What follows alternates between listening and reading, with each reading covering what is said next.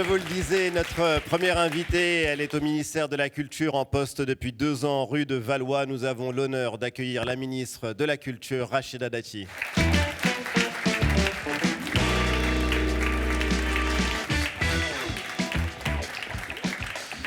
Madame la ministre, bonjour et bienvenue.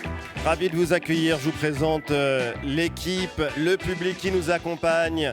Installez-vous, on a beaucoup de questions à vous poser en ce début d'année, justement sur la culture, sur l'art, sur le rôle de la culture dans la société. Comment la rendre accessible à tous et partout, c'est l'un de vos défis. Mais on va démarrer avec la question rituelle. La première question, qu'est-ce que l'art apporte à votre vie, Rachida Dati ?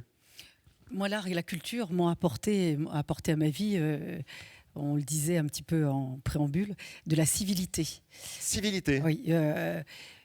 Pour des gens comme moi, mais je pense que beaucoup vont se reconnaître, quand vous êtes né, on a l'impression qu'on est dans l'adversité tout le temps, dans le combat tout le temps. La culture et l'art apportent du recul, j'allais dire de la hauteur, mais surtout de la civilité. Je dirais presque de la civilisation. En tout cas, c'est ce que ça m'a apporté. On en a besoin de l'art, de la culture dans la politique ou de la civilité, ça c'est sûr. Oui, mais oui, on voit l'état du débat politique.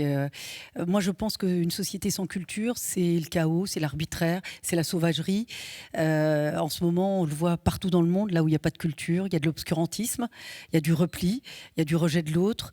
Et la méconnaissance et le refus de connaître l'autre, qui est un premier pas culturel, oui. Ça crée le chaos, la guerre, et puis des conflits permanents. Est-ce que vous vous souvenez de votre premier choc artistique ? Alors, c'est pas un choc artistique au sens émotionnel du terme, c'est un choc artistique au sens accès à la culture. Oui. Moi, j'ai mis pour la première fois les pieds dans un cinéma. J'avais 20 ans ou 21 ans. C'était en 1986, c'était pour le film Le Grand Bleu. Et j'ai été submergée par les images. Alors, ce Grand Bleu, évidemment, grand écran, ça en jette. Mais ça a été pour moi mon premier choc culturel. De rentrer dans une salle de cinéma, de m'installer au milieu de tout le monde, c'était plein. D'avoir le sentiment de partager quand même avec les voisins, même si on est dans le noir, même si on ne connaît pas son voisin, mais de sourire aux mêmes choses, d'être ému aux mêmes choses, ou de voir la réaction des uns et des autres. J'ai autant regardé l'écran que j'ai regardé le public. Voilà. Et alors, question rapide, est-ce qu'il y a un tableau qui vous a marqué particulièrement, récemment notamment je crois que vous avez aimé une exposition géniale au centre Georges Pompidou sur le Paris Noir. D'abord, quand je suis devenue ministre de la Culture, moi j'ai été un petit peu réticente et réservée. Quand le président de la République m'a proposé d'être ministre de la Culture, j'ai eu peur. J'avoue que j'avais dit non, parce que j'avais peur. Je me disais, c'est pas pour moi. C'est pas pour moi parce que j'avais cet obstacle en disant c'est réservé à un certain nombre. Parce qu'on voit souvent la culture comme finalement un loisir ou un hobby ou quelque chose qui est assez inaccessible. D'ailleurs, certains s'arrangent pour la rendre pas si accessible que ça, ne serait-ce que par des spectacles qu'on ne veut pas rendre accessibles, par des critiques dont on ne comprend pas nous-mêmes la critique, ou en essayant d'imposer une vision sur une œuvre artistique ou sur une création, en disant alors j'ai pas compris la même chose, donc je ne fais pas partie de ce milieu. C'est réservé à une élite. Nous, on a fait le pari inverse dans cette émission, justement. Et on a la chance, justement, sur TV5 de pouvoir parler de l'art en faisant le pari qu'il est accessible à tous. Et puis surtout, au-delà des frontières. Oui. Et ça montre bien qu'on peut avoir une communauté de destin avec la culture qui dépasse les frontières. Ça peut devenir très universel. Alors, un tableau, une œuvre, une sculpture. Moi, j'ai vu une exposition avant l'été. C'était à Pompidou, juste avant sa fermeture pour les travaux. C'était le Paris Noir, des années 50 à 2000. Et ce Paris Noir, je veux dire, ça foisonnait. C'est-à-dire que dans les tableaux, tout est vivant. Tout est en vie. Mais regardez ce tableau qu'on voit à l'écran, justement, parce qu'il est extrêmement fort. Il est dû à un artiste sud-africain, Sekoto. C'est un autoportrait de lui. C'est un homme qui est né sous l'apartheid, qui a quitté l'Afrique du Sud, qui a milité contre les discriminations et le racisme à travers l'art. Qu'est-ce qui vous touche dans ce tableau ? C'est le regard et c'est le regard en biais. Il vous regarde, mais il est en biais et en fait, il est en face. C'est la couleur et la couleur avec les nuances. Ouais. C'est-à-dire que rien n'est blanc, rien n'est noir, c'est le cas de dire. Et, on suppose qu'il est noir, mais en fait, C'est-à-dire qu'on voit un personnage noir, mais il n'est pas noir, il est en couleur. Donc il y a plein de choses qui reviennent dans votre tête. Alors chacun y trouve son compte. Est-ce que évidemment. vous avez un musée préféré? Vous êtes en campagne pour Paris. Alors, est-ce que c'est possible d'abord de répondre à cette question?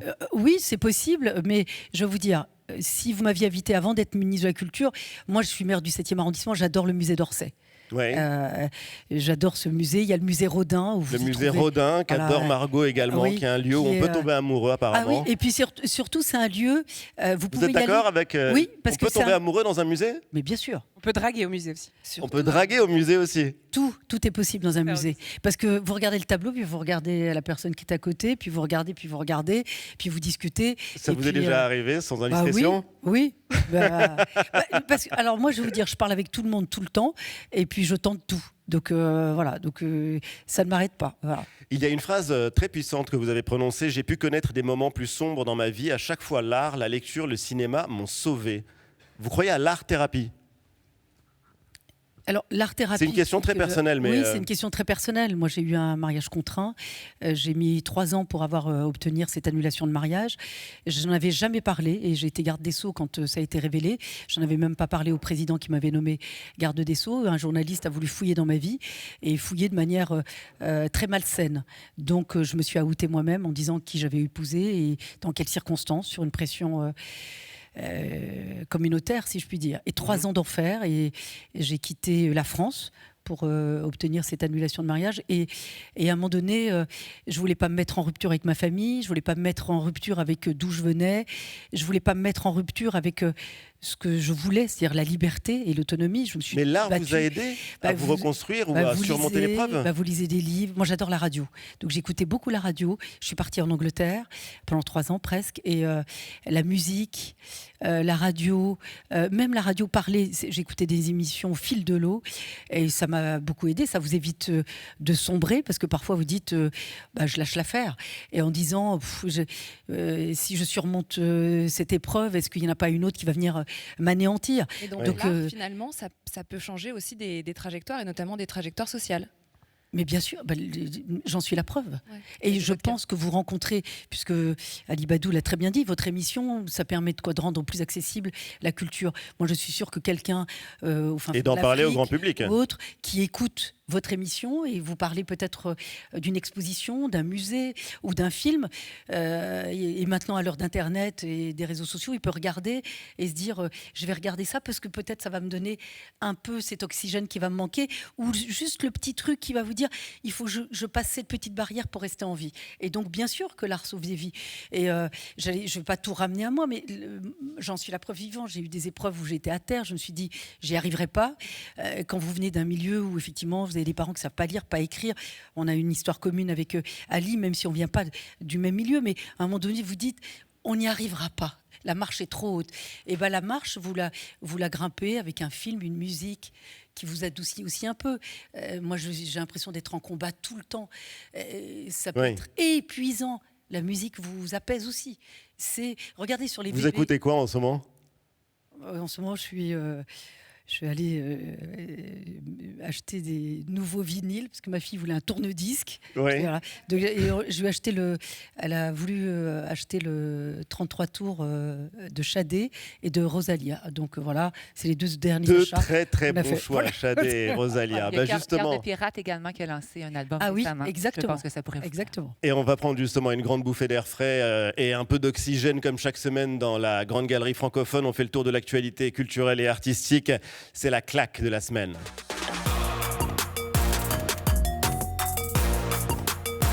La claque de la semaine, et on démarre avec toi, Nathalie. Une claque saisonnière, Ali, si tu le permets. D'abord, Charlie, en ré mineur. Majeur. Oh, pardon. Tu n'as pas retenu, hein? Mi. Mon pays, ce n'est pas un pays, c'est l'hiver. Bon, évidemment, vous allez remarquer derrière Bravo. cette voix cristalline, n'est-ce pas?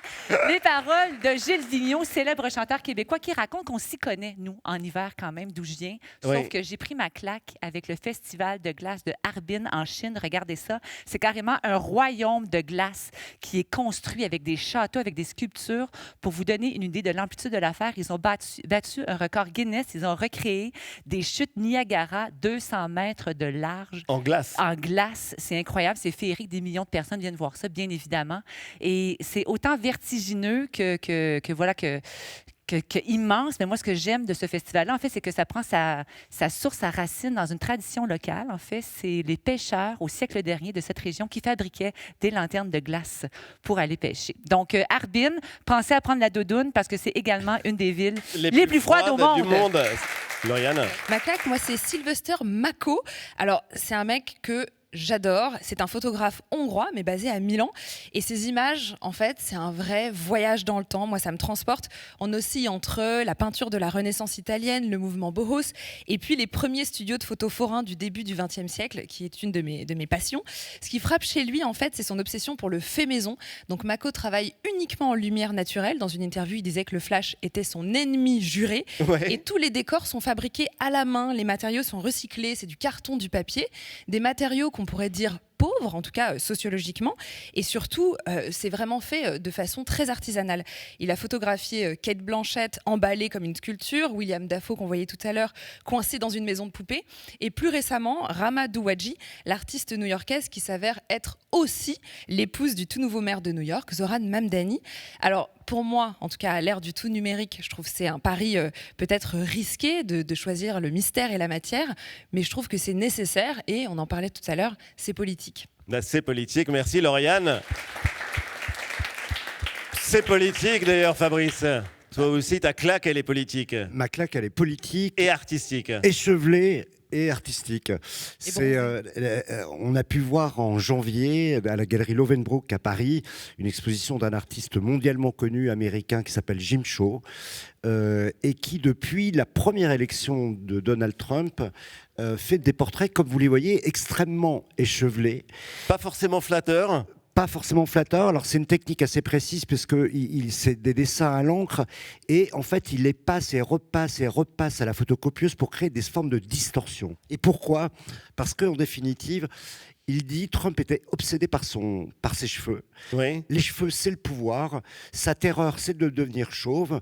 Et lors du premier mandat de Trump, le médecin personnel de Trump a révélé au public, à tout le monde, que Trump prenait une hormone très précise pour augmenter sa chevelure. Cette hormone est utilisée pour permettre la transition sexuelle entre un homme et une femme. Oui. Peut-être que du coup, ça explique son obsession contre le transgenre. Oui, peut-être. Et l'autre caractéristique, c'est que cette hormone a une caractéristique très particulière, c'est que par moment donné, elle a des défauts.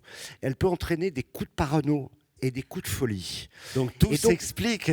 Et donc tout s'explique. On comprend grâce à l'art beaucoup mieux Donald Trump. Et dites-vous que la prochaine folie de Donald Trump, vous savez qu'il est devenu le président du Kennedy Center.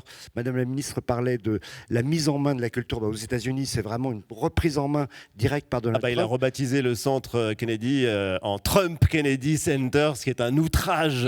Et il veut en faire le Melania Trump, en faisant disparaître Kennedy. Mais c'est drôle parce donc que ça on fait comprend mieux la penser folie de Trump en regardant les dessins de Jim Shaw. Mais c'est passionnant en tout cas, et c'est la puissance de l'art. Et quant à toi, Margot ? Alors moi, ma claque, elle est au musée Albert Kahn à Boulogne-Billancourt. On y découvre le travail de Francis Aupier. C'est un travail documentaire et photographique. Il a photographié tout le Bénin des années 30. C'était un prêtre des missions africaines. Et voilà, et c'était un homme d'église donc, qui avait été envoyé au Bénin pour évangéliser la population. Mais il s'était pris de passion pour le vaudou et les mœurs locales. Et donc, il connaissait tous les chefs de village, en fait. Donc, il a eu accès à des rites d'ordinaire totalement invisibles, des scènes de purification, de divination et d'évangélisation, de conversion au christianisme. Et donc, Ouais. il a filmé tout ça, il a enregistré 8 heures de film sur 140 bobines, et tout ça sans jamais tomber dans le pittoresque. C'était un homme très engagé qui était contre le colonialisme, et au mépris des autorités catholiques de l'époque. Ça lui sera d'ailleurs évidemment reproché, et on lui reprochera de faire l'apologie du fétichisme. Oui. Il sera renvoyé en France où il finira sa vie dans les Landes, mais je trouve que c'est un regard un peu inédit sur cette époque et cette zone géographique, et un regard très juste et distancié. Voilà, on peut l'avoir jusqu'en juin 2026, cette expo. Bah merci. Un mot d'ailleurs, parce que le Bénin, c'est pas un pays anodin, c'est un pays où vous avez eu un rôle important pour la restitution d'œuvres d'art qui avaient été spoliées pendant la colonisation. Justement, La Côte d'Ivoire également, c'est un travail que vous menez comme ministre. Là, je vais avoir. Je suis au Sénat là, cette semaine sur un texte sur les restitutions. Ça va être un texte, ça va être une loi cadre, parce que jusqu'à maintenant, on a fait des lois d'espèces. On a fait une loi d'espèces pour le Bénin pour restituer des biens culturels spoliés par, évidemment, pendant par la France quand elle a colonisé le Bénin. On a fait pour la Côte d'Ivoire avec le tambour parleur. Avec cet immense tambour extraordinaire. Exceptionnel. Ah oui, exactement. Voilà. Et donc là, c'est une loi cadre que je porte et que j'ai présentée au Conseil des ministres avant l'été. Et là, je vais avoir une première lecture au Sénat sur ces questions. Mais vous l'assumez en tout cas. On doit rendre, et quelles œuvres, Oui, alors, parce que sinon après, on viderait les ça a été, musées. Ça a été tout le débat. Les musées français et occidentaux. Voilà, moi je suis une femme de droite, mais j'ai toujours eu des petites divergences avec ma famille politique, que ce soit sur la réinsertion, sur la lutte contre la récidive. Je suis contre la perpétuité réelle. Moi je pense qu'il faut quand même donner une deuxième chance, il faut accompagner. Donc j'ai toujours eu des petites divergences. Et alors moi je suis contre la repentance. Le débat était de dire, si on a spolié, est-ce qu'on restitue? Oui. Alors la restitution a été considérée comme une repentance. Et c'est pas la question. C'est-à-dire qu'il y a eu des moments historiques, la France a assumé son histoire. D'ailleurs, les chefs d'État et le discours de Ouagadougou du président de la République, Emmanuel Macron, a été une grande avancée. Et moi, j'ai été très surprise en arrivant au gouvernement d'aborder cette question sans polémique, sans caricature, alors que moi, je peux vous dire, on en a débattu pendant des années, y compris dans ma famille politique. C'était impensable. C'était impensable, parce que dès qu'on disait restitution, on disait repentance, on disait... Donc, on était très fébrile là-dessus. Et là, le texte va être débattu au Sénat. Et moi, je suis très fière de pouvoir porter ce texte.